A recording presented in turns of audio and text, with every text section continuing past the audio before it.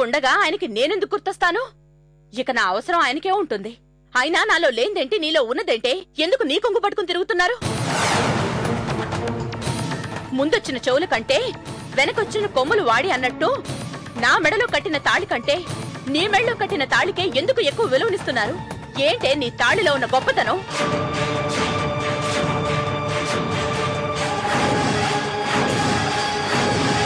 వదలువే, వదులు, వదులు.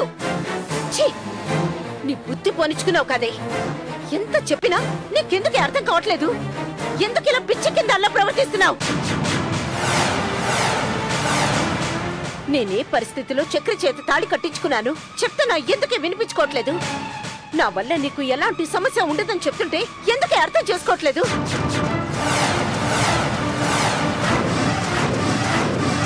ఇన్నాళ్ళు నన్ను అసహ్యించుకునే శృతి నన్ను అర్థం చేసుకుంది. నిన్న కాక మొన్న పరిచయం అయిన రాజలక్ష్మి గారు కూడా నన్ను అర్థం చేసుకున్నారు. కానీ నువ్వు మాత్రం ఎందుకే నన్ను అర్థం చేసుకోలేకపోతున్నావు? ఏ భాషలో చెప్తే నీకు అర్థం అవుతుంది? అందరితో నువ్వు బాగానే కాంటాక్ట్స్ పెట్టుకున్నావు అన్నమాట. నా దగ్గర నా మాటలు మాట్లాడుతూ నా మనిషిలా ఉంటూ నీతో కూడా అనుబంధం పెంచుకున్నారన్నమాట. చూస్తూ ఊరుకుంటే ఏదో ఒకరోజు వాళ్లే చక్రి నుంచి నన్ను దూరం చేసి నీకు కట్టబెట్టేలా ఉన్నారు. ముందు వాళ్ల సంగతి తేల్చాలి.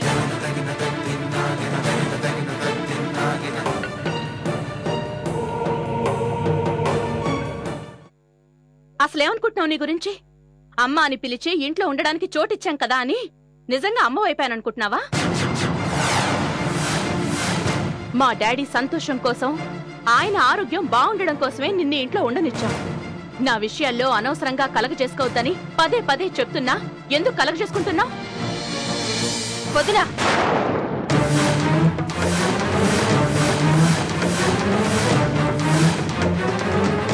ఎవరితో ఏం మాట్లాడుతున్నావో అర్థం అవుతుందా? నువ్వేమీ ఆమెకు అమ్మస్థానం ఇవ్వలేదు. మావయ్య గారిని కాపాడుకోవడం కోసం మనందరం బతిమాలితే ఇక్కడ ఉండడానికి ఒప్పుకున్నారు. అంతేగాని గతలేక మనతో ఉండడానికి రాలేదు. ఊరుకోమ్మా, ఎందుకు అనవసరమైన గొడవ? బానుని అన్నయ్యని అనుమానిస్తూ ఇప్పటికే నువ్వు చాలా పెద్ద తప్పు చేస్తున్నావు. వాళ్ళని అర్థం చేసుకుని నీ తప్పు నువ్వు సర్దిద్దుకోవాల్సింది పోయి అర్థం చేసుకున్న వాళ్ళని అవమానించడం తప్పు. చక్రి నీ మెళ్ళో తాళి కట్టాడని తెలిసి నా కూతురు జీవితం పాడైపోతుందని కూడా ఆలోచించకుండా చక్రికి భారీగా ఉండే అర్హత నీకు మాత్రమే ఉందని నిన్ను చక్రి దగ్గరికి తీసుకెళ్లి వదిలిపెట్టి వచ్చాను కదమ్మా. నా కూతురు మూలంగా జీవితాన్నే నష్టపోయిన నీకు న్యాయం జరగాలని ఆలోచించానే తప్ప నువ్వే నా కూతురి జీవితాన్ని నాశనం చేస్తున్నావని ఊహించలేకపోయానమ్మా. ఏమంటున్నారు అంకుల్? నేను శిరీష జీవితం నాశనం చేస్తున్నానా? కాదా? చూడు భాను, నా కూతురు తప్పు చేస్తే నేను శిక్షిస్తాను గాని వేరెవరైనా బాధ పెడుతుంటే చూస్తూ ఊరుకోను. ఇంకొకసారి నా కూతురు జీవితంలోకి ప్రవేశించడం కాదు కదా, నువ్వు ఈ చుట్టుపక్కల కనిపించడానికి కూడా వీల్లేదు. మీ మేలు కోరి చెప్తున్నాను, వెంటనే ఈ ఊరు వదిలి వెళ్ళిపోండి, లేకపోతే నేనే బలవంతంగా తరిమేయాల్సి ఉంటుంది.